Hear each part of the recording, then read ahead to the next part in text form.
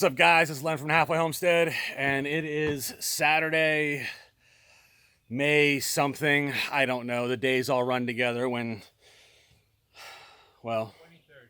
May 23rd. Let's see. Spinny camera guy. That's James out there. Working hard already this morning. He's been helping us get set up for chicken processing. We have 230 birds to process today. We're not supposed to be processing birds today. Once again, the government has found a way to make our lives difficult. A lot of thanks to the Department of Making You Sad, otherwise known as the USDA. We had a processor set up for the first time ever. We were going to use a USDA processor, and turns out, as we approached our process date, he was like, "Hey, look, I need to move you forward a week." We're like, "Well, wait a minute. You move me forward a week, my birds won't be heavy enough for me to make the money I need to make on these birds." And he's like, "Okay, well, I can do you 2 weeks later." Well, wait a minute. That's 2 weeks worth of food or feed that I have to pay for. And I don't have money for that built into my profit either. Yeah, the birds will weigh more, but that also impacts my customers, because my customers don't want to take and buy a whole bird that is going to cost them $50 because it's a 7-pound bird or an 8-pound bird. It's ridiculous, right? So long story short, we had to fire that guy, and we're doing it ourselves. Luckily, we have awesome fans, and we have awesome friends in neighboring farms, and so we put out a call for help, and within 24 hours, we've got 8 volunteers that are coming out to help. Some of them other farmers, some of them first time. They've never done this before. We're looking forward to teaching them a new skill. I'm slowly walking you to our processing area here, just so you know there is a point to where we're going. And so this is what we've been setting up for the last 2 days. This is where we've been processing in years past. And this is what the processing setup's going to look like today. We have had a ton of rain, so that kind of sucks. It's a little bit muddy. We had to move all the birds over here last night. So let's see. This is where the birds spent the night. Not a lot there to eat. No feed. We pulled them off feed last night so that their intestines will be more cleaned out. Makes the process a lot cleaner. But this is where all the action happens. So we've got a kill station set up. We have another kill station coming that we're going to set right here so we can do 8 birds at a time to keep a constant flow. We've got our scalder heating up. I believe we're at temperature at this point. Let's take a look.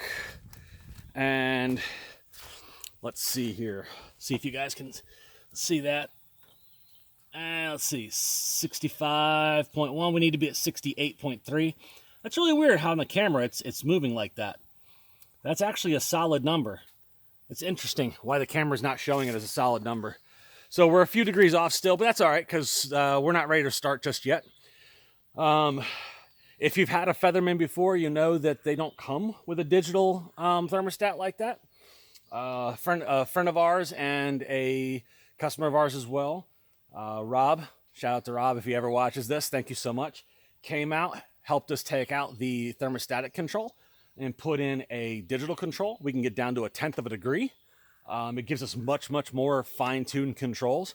We've been running this system now for 18 months, and it's been beautiful. I don't have any problems at all keeping temperature. I don't have huge drops. The second it drops between, I think the variance is like half a degree, it automatically kicks the burner on. The system that comes with it is got a 5-degree variance, which is fine for chickens. But if you do ducks, like we've done before, ducks really, you want to have that number dialed in. And so this was actually a win-win for us. Rob loves ducks, loves duck meat, and wanted to help encourage us to process ducks. So we've done a batch or 2 of ducks before. He's been the beneficiary of that, and we've got a much nicer setup for our Featherman. So we got our Featherman scalder here, and let's get back up here on the deck. We built this deck 2 seasons ago. This is a 16 by 16 deck that we overbuilt the daylights out of. It's all 2 by 10. Foundation on it, framework, and then decking boards. We've got, so let's see, we'll walk it through. We've got kill, scald, and then pluck. Sorry, I'm not really good with camera here. And then pluck. Birds will go into this smaller 100-gallon tank to start with, right after they come out of the scalder. They won't actually be here very long because of the number of people we have eviscerating. So that's why we've got a much smaller tank here. We're not worried about backing up. From then, we've got this 10-foot stainless table here. We'll have 4 people stationed here, and they'll be doing evisceration. If you're new to processing chickens, essentially that means going in, cleaning out all the insides, removing the neck. The feet and the heads will be already gone by the time they get here. Pretty sure. There's a chance we might just leave those on. We'll see how the day goes. Sometimes we have the person running our plucker go ahead and take those off because it makes the rest of the downstream process easier. But we'll see how that goes. And then we've got James just finished setting up the IBC tank over here. This is where they're going to go after they're eviscerated. And this is going to be packed with ice and bringing down that core temperature as fast as possible. We want to get them down to somewhere around 45 degrees in the core as quickly as we can.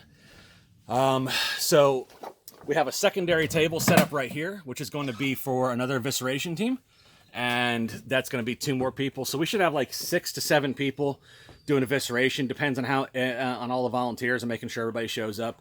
We've done these before, and inevitably somebody misses, and that's fine. We're grateful for all the help.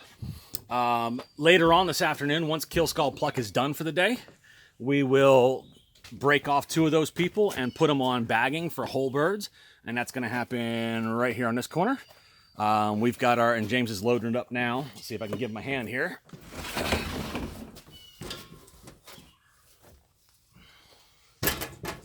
So this is our 2-burner camping stove, essentially, propane fed, and we can take and put a big old stock pot up on there, and then from there we can go ahead and get our whole birds bagged. Talking, I can do it. So this is the main section. Now we are doing some parts today. About 100 of these birds are getting parted, and from here we head out of the woods here, back down our little drive path we've made, which is where we're going to head now. We've got another farmer, Erica, from Hawk Newberry Farm. She's a rock star. She is coming out with her processing trailer today, and she's got all her processing stuff set up on I want to say it's probably like a 12-foot trailer or something like that. And she's going to set up right here. Man, I love that sun flare. I don't know if it looks good on video or not, but I love it. I love the first thing in the morning here because it's like 6:30 in the morning right now. And she's going to set up here. There's the processing station back there. And she's going to set up here, and she's going to be doing parts all day for us. So we're got a runner. It's going to be moving parts, whole birds to her and her team. And they're going to be breaking them down into individual parts, legs, thighs, break down the wings, breasts, all that sort of stuff. So that's the process for today. I'm obviously going to shoot video throughout the day, and we'll probably add some in here towards the end. You can kind of see how it went. But wish us luck. It's a little bit scary. We were not anticipating doing 250 birds. We've never done that many birds at all at the same time. We've always done smaller batches, like 50 or 60, maybe 75 birds. We've never done anything close to this. So luckily we've got some veterans. We've got some really good help. We believe we've got a good system set up. We've got plenty of freezer space. And if you are one of our customers that have pre-ordered, then, be looking to hear from us this week about delivery and pickup. For those of you that don't know, we've been in a farmer's market last couple years, and this year we decided to step away from the farmer's market and try to do more on-farm sales. And as such, we've been able to pre-sell about 70% of these birds this time. So it's been really, really nice. It gave us some security that we're gonna be able to move these birds. And look, there's the farmer. Say hi. So that's the one that gets it all done around here. She's the brains, the brawn, and so yeah, we've. That's only after coffee. It is after coffee, that's for sure. So yeah, that's what we got going on today.